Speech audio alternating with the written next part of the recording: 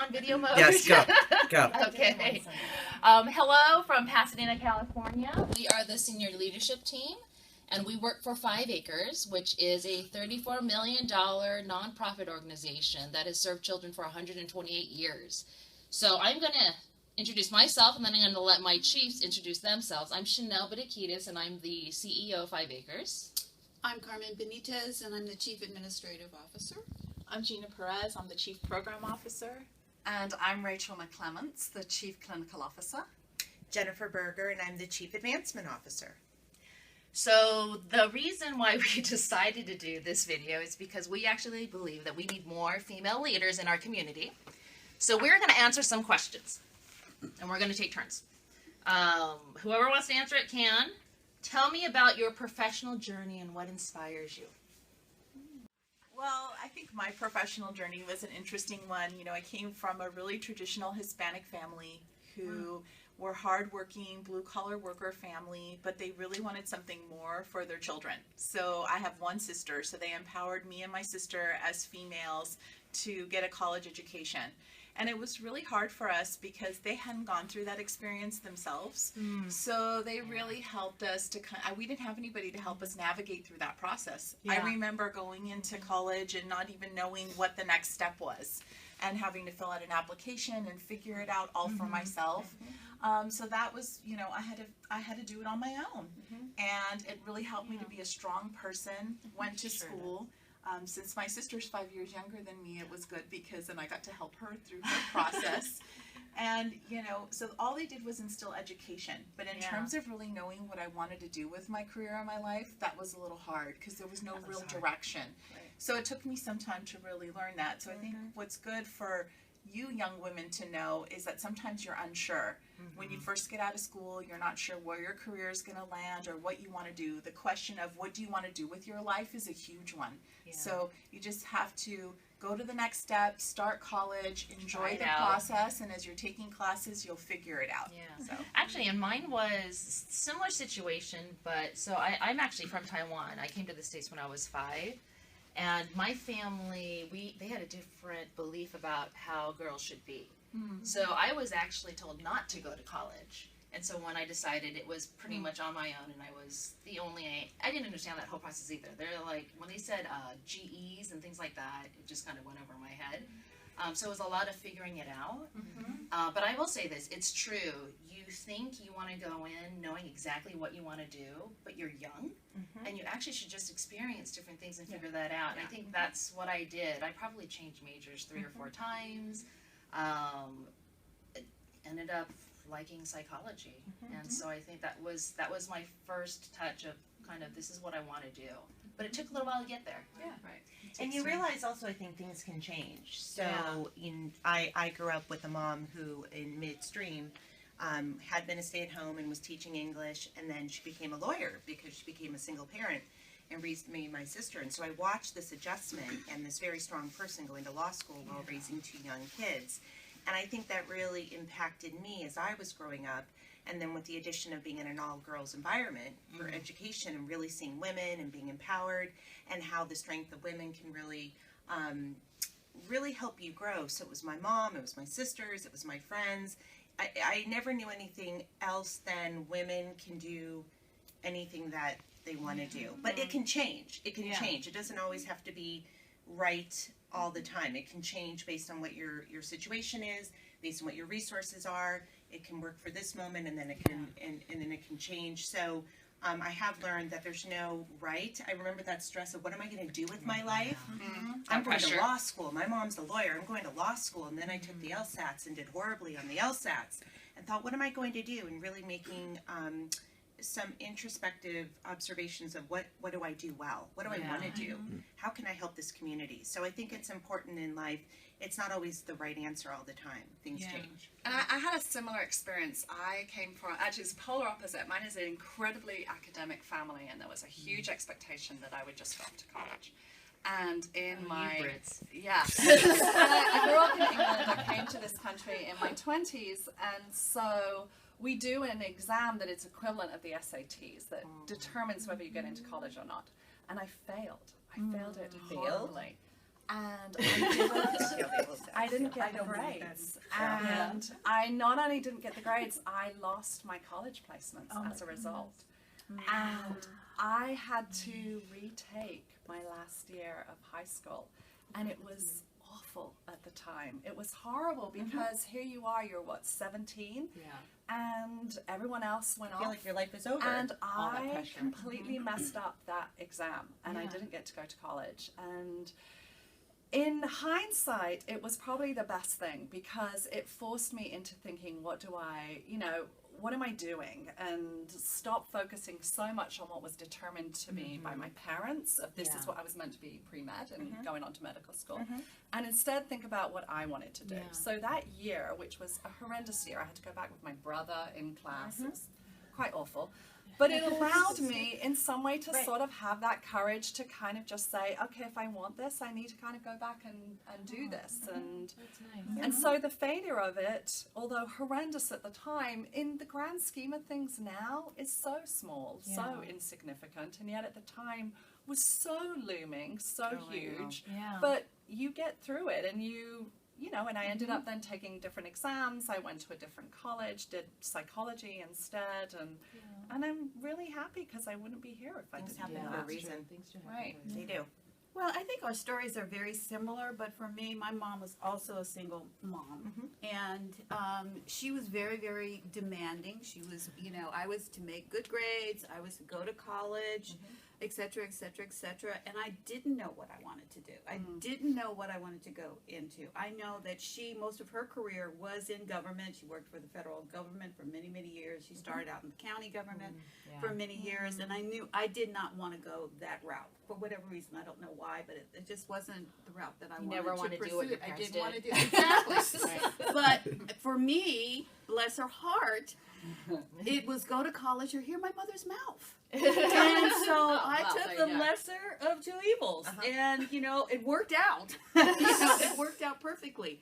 But you do have to be able to say, okay, I don't know, but I'm just going to do this, and I will find out what your passion is going to be, and you just need to go for it. And if you know that your parents, because my mother struggled for a while there, and I know many of you might see your mother struggling to make ends meet, and it is about doing better than our parents and helping them. Well, but even though I think all of our situations are slightly different from one another, we all sit here together as chiefs of a large organization, and it's interesting what kind of inspired us to get there. It sounds different for each person. For me, I think a little bit was actually a little bit of anger and frustration towards my parents for not thinking that females could do a certain thing. And it was that switch for me when I came to the States, where even though that was cultural, it was very cultural. I'm a girl and I'm Chinese. But here in America, it was very much, everyone can do anything. It's whatever you dream up, and there was very polar opposite views. So because of that, I was conflicted, and I used that conflict, and I used my anger actually as my inspiration. And I don't think there's anything wrong with knowing that anger is actually a good thing. It can actually inspire you to the right things as well as the wrong. And I think for me that was it. I was really driven by just proving them wrong. But it sounds different for some of you. Some of you had the support. Some of you had the personal frustrations. But so I wasn't sure if there was anything different, but it's just the inspiration that brought you to this level. Yeah, I think that's a good example is that we all have different journeys, and it all brought us here to the same place. I think realizing what my parents' expectation of me wasn't what I wanted to do was really key. Of finding what makes you happy, what is passionate for you, versus almost being on this track of this is what you should do. And maybe in hindsight, the failing of my grades was a something. I'm a psychologist, I'm going to say this, but maybe there was something in that because that wasn't the right thing for what I should have done. It wasn't my passion. And I think it was also social for me and for my mom, because my mother and father divorced when I was in high school, beginning of high school, and so it was a social thing for her. The fact that her friends were no longer her friends because they were always a couple, and it was very, and for me it was like, who cares? And so that drove me even further, that you can still make it on your own even if you are single in this world. And that's what you need to do. You need to find your strength, and you need to move towards it. forward. Yeah. And I think having the confidence, knowing if things change a little bit, if the path is not exactly as you thought, and things are taking a different track, Because the it's path is always okay. going to change. It's going to change, and watching how my mom's path changed from what she had planned, and really overcoming, and then with me as I was going through my career in life, and ended up changing a few things that I didn't think was going to happen the way it did. I felt okay that it's going to get back on track. Taking time off to have my 2 daughters, taking time off to finish my master's, really being able to find that if I get off the path right now, I can get back on. And so knowing this is sort of the direction I want to go in, but there are different ways to get there, and having that confidence, it doesn't have to be one way. And I really attribute that to the strong women who have been in my life. I come from a legacy of strong women. My grandmother, my mother, I have sisters, and now I have 2 daughters who I see them really being very strong as well. But I recognize the backbone of that strength is the men in which we keep our company. So my husband is very supportive of everything I do and my girls do. And as I was kind of going through my path of working and then stopping working for a while and finishing my master's, he was the one that was encouraging me the whole way of, your path is the one you should be taking, and you can jump back on whenever you want, whatever that is. So it's, it really depends on what's going on in your life. It doesn't have to always be this at that moment. It can really change depending on what's best for you. And I think that's very key that you bring up, because we all have either had a spouse or a partner in our life, and they have to be supportive of what you're going to do, because you could become ill and you might have to go, your life might be off track. But it's the knowledge that someone is there to support you while you're getting well, and that whatever you choose and whenever you choose to go back to work or go back to school, that they are there for you.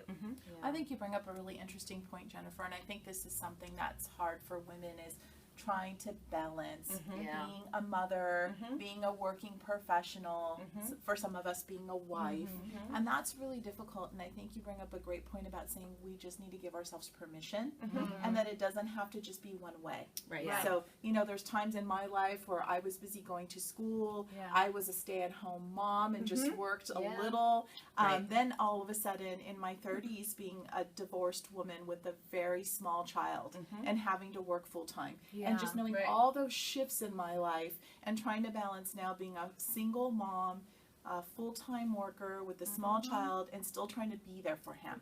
And I think it's just, there's always a path, you always find a way, and you just need to adapt as course correct. So I think it's important for us as women and young girls to know that you just need to give yourself permission, and you can make it work. We all have children. We've all raised children and been career women, and we've all made it work. Well, and permission, but I also like the fact that I think everyone kind of said support too in different arenas. Maybe your mother or your siblings or your spouse or your friends. Friends are huge. Yeah. For me, coming to Or this us. country, I didn't have my family with me, and so It makes a friends are big key. difference. So the number of supports and connections that you have, because in the other extreme, so when I decided to take on this role, I married a husband who's trying to get his career going. I have 2 young children, and I think the question was, could I keep this balance? And of course, my initial reaction was, I can do this. But I was thinking myself, I can do this myself. And then I realized that I needed to ask permission to myself to ask them for support. I need them to help me to do this by changing the way that they are with me relationally, in terms of how they support. And that was actually hard, because sometimes as also when you're trying to think of strong women or women in leadership, it doesn't mean you have to be independent. It actually means you should just know what you need and be able to figure out how to find those supports to be able to do it. And I think that's a different look of just being, sometimes you think leadership and you think, independent man. I mean, that vision that comes up into your mind, like, I need to be like that. It's actually not true. I think strong leadership is really knowing what you need and being able to find the supports to be able to help you to do that. I think that's a big definition for me. So. But I think also when you talk about your friends, I think your friends will change. Yes. And as you strive, and as you start reaching your goals, some of your friends may back off. because maybe they're not as challenged as you are. They don't want the same things as you do. They will try to dissuade you sometimes. And you need to know at that point that, okay, I need to move towards those individuals that are going to help me succeed. And sometimes you don't have anything in common anymore. If you're in one path of life, like being a stay-at-home mom, I was a stay-at-home mom for a few years. I had very different friends, and then I went back into the workforce, and you evolve, and so your friendships evolve, and as you're going through your whatever path of life, through your children's school, or through your husband, or through your own work associations, your friendships change too. As you change, they change. And I find it so interesting. My daughters are 11 and 13, and so in terms of watching some of the shows they watch and some of the role models on TV, I oftentimes see that women are portrayed as not being true friends, but women in terms of being backstabbing and in it for themselves and really trying to find workarounds.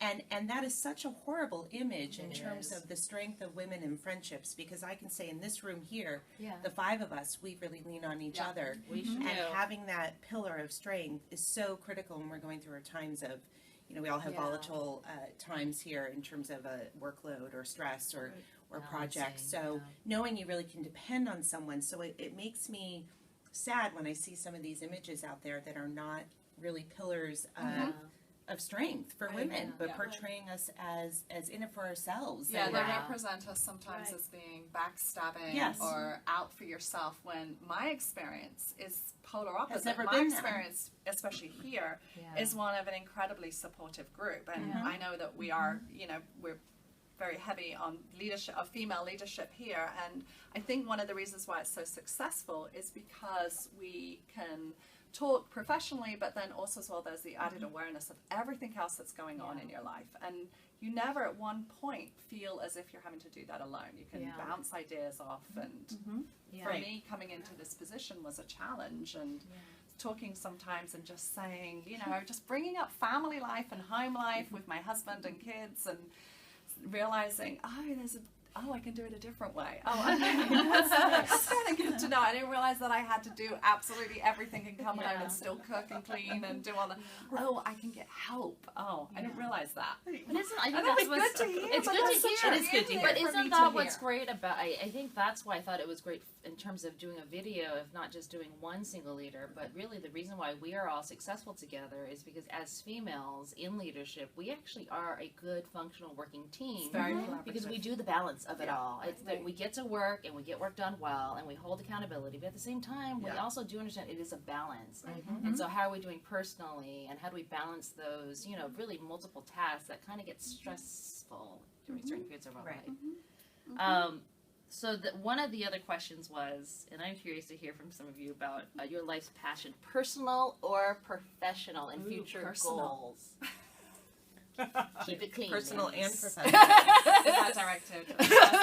Looking at you. I know. I mean, we share a professional goal. I mean, so that's just to be said. Considering what we do, one of our biggest pushes right now is 20,000 children in permanency by 2020. So we work really hard towards that. But what about some of your personal goals that are tied to something in the future? I think for me, to speak about that personally is the idea of never stopping growing and never stopping learning. That there is at no point in your age should you think, I'm too old for that, or I can't do that anymore, that you can, if you decide to, suddenly take up surfing in your late 40s and rock climbing, yes, and decide to do that. That I think there is this perhaps misperception when you're younger that by the time you reach a certain age, it's like it's all done. You're It's done. like suddenly you're over. Like you're suddenly finished. Your life is Nothing stopped. new. Right, like somehow you're this sort of cake or a pie that kind of gets done, and then you're stagnant, and that just doesn't happen. You get You're- dry. You're constant dry. Cake or a pie? She said cake. I like a delicious cake. But you're always adding on. fun. You're always adding to it, and you don't have to stop. And I think when I was younger, I think I felt like, oh, by the time I hit maybe my 30s or my 40s, that'll be, you know, you have to achieve everything by then. Yeah. Because heaven forbid, if you don't achieve it by that end, you can't do it when you're old. But I disagree with that, and I think as you go on in life, you suddenly think, you know what, I kind of feel like taking up rock climbing now, and now we are. So why not, right? Right. And I think that's my biggest thing. Is like there's always something to discover about yourself. You are like this endless. This is going to sound so metaphoric, but you're like this endless pool, right? That you dive down, and it has no. Yes, all right, but it has no end. There's so much to do. I love you. I think that's a good place that we are in our lives right now, though. I think when you're much younger, you're so busy trying to focus on school and building up your career. And I think now that we're at the place we want to be, it's really good right now. It's a good place where we can really kind of sit and think about what other things do I want to do. And I know for me, you know, one of my personal passions is to travel, to really take time to travel more now that I have my son who's almost 18 and out of school, and what will that look like for myself? And then I think some more of my professional endeavors would be to write children's books. That's always been a passion of mine. Kind of cool. And it's kind of like tying in my professional development, my motherhood, and all the experiences I've learned, talking to girlfriends. And so that's been something that I've wanted to do for a lot of years, and just hadn't really carved in time for it. So now is a good time. So I made it a goal that in 2016 I'm going to start my series of children's books. Oh wow, great. that's awesome. awesome. So I'm really excited about that. So We can have them in our library here. Yeah, that'll be really nice. that'll be lovely. Carmen. Oh my goodness. So I'm at the end of the professional spectrum here. So let me just say that. No, she's not. She told me that 5 years ago. But what I would say in terms, for me, it is just to be healthy. Because I've had some challenges, medical challenges, and for me, it's just to, and then live the life to the fullest. And because I am single, not to be afraid to do things on my own. In fact, last night I just got a concert ticket just myself, and I'm just going to go to this concert by myself. I know my daughter's going to be appalled.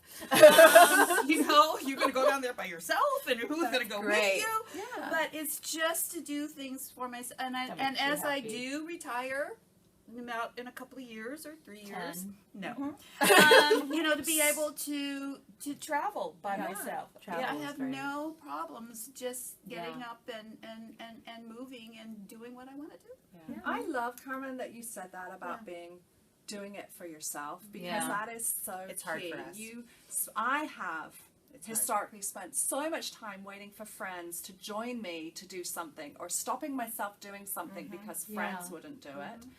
And yet what you have to do is just say, you know what? If I'm Gonna What's do the it. worst that can happen? Right, what's the Nothing. worst that can happen? You Exactly. enjoy it? And so you do it. Yeah. Jennifer. You know, I've been thinking over here because I recognize and I enjoy it. My personal and professional life oftentimes intertwine. So being involved in the community and my husband being involved in fundraising. But I'm actually content with that right now, and want to be where I am right now in terms of my spare time is spent on the fundraising profession in a leadership role, and working with the school and working with other ways that I can help the community. But I am recognizing that I'm a little bit of a workaholic, and I'll say that, and I have a hard time unplugging.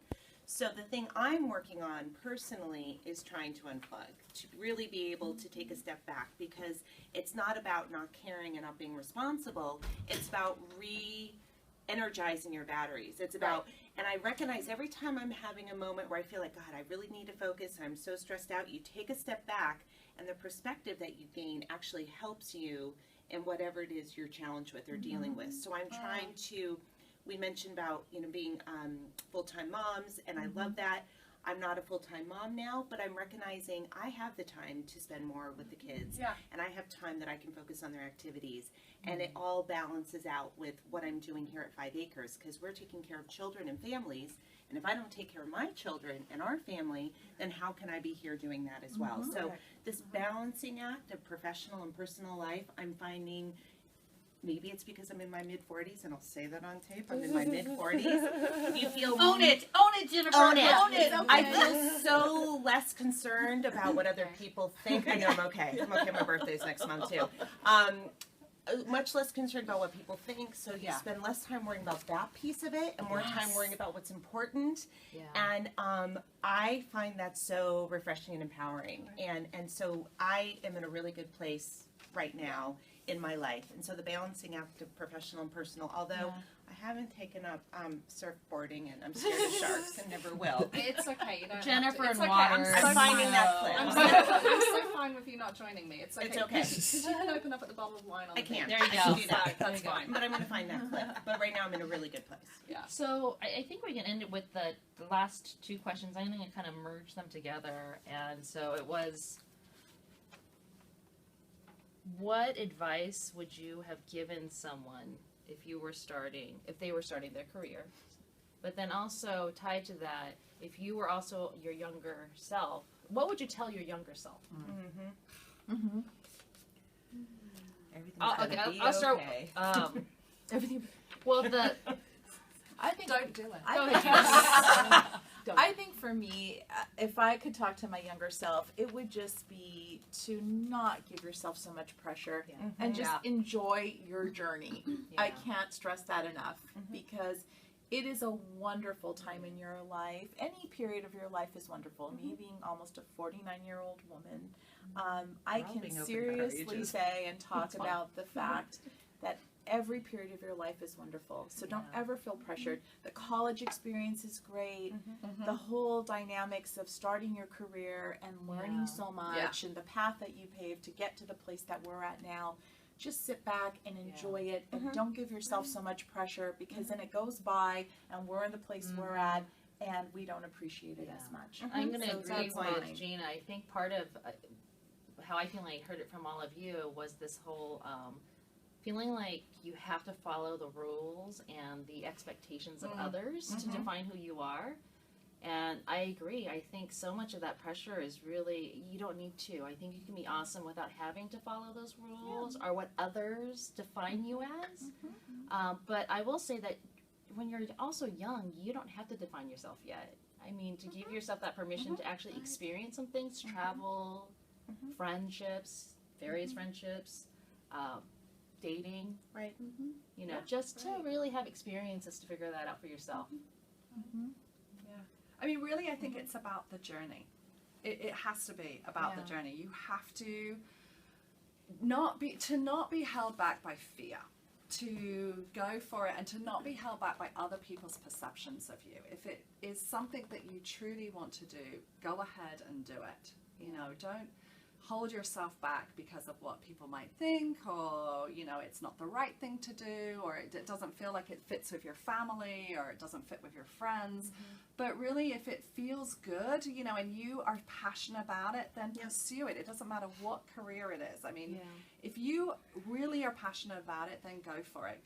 Just go for it. But enjoy the journey of it, and just enjoy it. It's a long life ahead of you, hopefully, and enjoy it. Well, and I think now, I mean, some young people, not you, but some young people feel that they want everything now. And you're not going to get it now. It's going to take some time. And so don't put that added pressure on yourself that, oh my God, I'm not in the CEO position yet, or I am not a vice president and I just graduated from college, because it's not going to happen. Let me tell you, it is not going to happen. So give yourself a break and really realize and really strive for what you want, and you will, as we mentioned earlier, it will change. But as long as you're moving forward on your continuum and you're not going backward, then it is worth it. And just to keep striving for what you want to do. I think one other thing that really helped for me to get to the place where I'm at as a professional is never assuming that I know more than anyone else. And throughout my entire professional career, I was always open-minded. I never was afraid to ask questions. That takes a lot of courage to do because Right. you'd rather sit silent and feel like you know everything. Yeah. Right? But I would literally sit with the CFO in my company and say, I need to understand a budget and I need you to help me. Yeah. And so learning, knowing what I knew how to do well based on my education, because we don't learn everything in college. No. And saying, Yeah. where do I want to get to? Where's Yeah. the place I want to be? And what are the things I need to learn? Yeah. And you surround yourself around mentors, Yeah. professional mentors, and you Yeah. ask questions. Yeah. And you're never get afraid to take on extra work and don't get paid for something extra. Take on an extra project, take on an extra assignment, and it shows your leaders that you're open, you're adaptable, you learn something new, and you take it with you. It's a lifetime lesson. I like that you're Yeah. using Yeah. the vulnerability factor in terms of leadership because I think even growing up when we watched all of those movies and shows and we saw the leaders in our government, they are all men and there was a very specific style. And I'm not saying that men and women can't work together. I'm saying that the styles are different. And so I would say that when I came into some of my first leadership roles, I thought that was the way that you had to be. That was the rule. That was the expectation. And although that may work for some, I think finding out what your style of leadership is, and for me it was actually being able to be vulnerable, like admitting what some of the failures were, believing in concept of team and hearing from everyone to be innovative. That was how I figured out what my leadership style was. And I think that's important to know because you can be vulnerable and that can actually make a really great leader. You can balance multiple things. You can trust others to do the leadership with you. And I think that's important because it's not defined, leadership is not defined by one thing. And unfortunately, to this day, there are not enough female leaders out there to see the diversity that it can bring. And I think what everyone here brings to this table is that there's so much diversity in terms of the way that we think, some of our decisions, but it adds so much value to the work that we do. And I think that's a really important point is allowing yourself to understand what your leadership style is. It's not carved out in one kind of piece. Right. But because when you have when you're in that position, you then have with you my team. If you think about the directors for me under my team, they are all experts in their field. I have to defer to them every single time. I don't have that knowledge base. I need to do that, and in order to do that, you have to be a little vulnerable. You have to say, I don't know, and you bring on with you good people, and you use them, and you don't. You know that you can't do it on your own. And the other thing I would add, not on a negative level, but bad things happen in life, and I've seen, in my 20 years being in business, bad things will happen. You'll either have a disagreement with your boss, or you'll have an issue happen at work, or there'll be something political going on. And then I've seen how that really just derails someone. That becomes their focus. It's tied a little bit into always learning up, sideways, downwards, everyone around you, not just your peers, but you learn from the front desk, you learn from the folks who are helping manage the place to keep it nice and clean.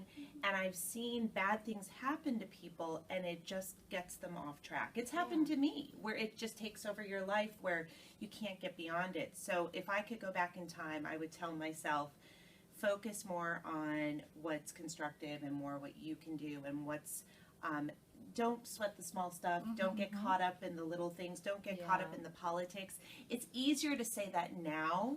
It's harder when you're in your 20s. I mean, I've worked in an environment with all men when I was 25 years old. There was so many politics going on and so many potential issues. I wasn't strong enough at that time to really overcome those without it affecting me. And I wish I could tell myself back then, don't sweat the small stuff. But that's something you learn as you get older, though, and you find yourself being more particular about the people you keep company with and what you'll put up with and what you won't. And you're able to actually not put up with the things that are not okay. That and comes say with it's age. not okay. It comes with age. But Right, but I right. wish I could have told myself back then that you don't have to put up with this. But it So- comes with And age. we'll but end with Carmen. Yeah, it comes with age, but it comes with some of your family values. Because when I started out in my career, I was in sales. And back then, that's just when women were in sales. And, some people thought that they could take advantage. And so you really do have to stick to your principles and say, I am in this profession, but there's only I am here with a product, and the product is this. Mm-hmm. It's not me. Mhm. So, you know, you Right. have to be, and there's still a little bit of that still going on in the business world. And so you really do have to, take care of you. Okay. So I think that's it for Women That Amaze. From Pasadena, we're going to say goodbye. And that's it. Signing off. Happy journeys. Happy journeys. Good luck. Enjoy. And thank you.